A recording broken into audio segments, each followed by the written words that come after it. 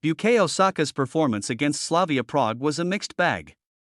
He scored a penalty in the 32nd minute, making him the first Arsenal player to score in 4 consecutive Champions League away games.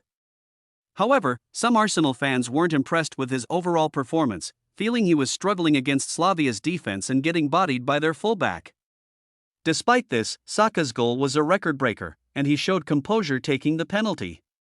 He had 5 attempts on target, with 4 coming in the first half, showcasing his threat and work rate. Bukayo Saka scored from the penalty spot in first-half stoppage time to send Arsenal en route to a 3-0 win over Slavia Prague away from home in the UEFA Champions League on Tuesday, November 4th.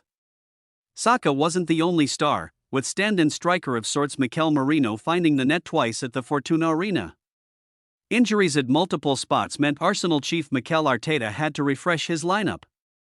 He trusted teenager Ethan Nwaneri in the key playmaker role with Martin Odegaard still sidelined, while Merino stood in for Victor Gyökeres, who can rue injuring his hamstring coming after he was rounding into scoring form during the 2-0 win over Burnley in the Premier League at the weekend.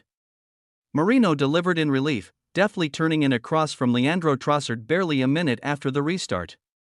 Another goal followed for Merino more than 20 minutes later when the auxiliary No. 9 beat Slavia goalkeeper Jakub Markovic to the ball. Merino's assurance was matched by Christian Norgaard's comfort at the base of midfield in place of Martin Zubimendi. Yet, perhaps the most interesting newcomer was Piero Hincapié, who slotted in effortlessly at left back in front of an intense crowd.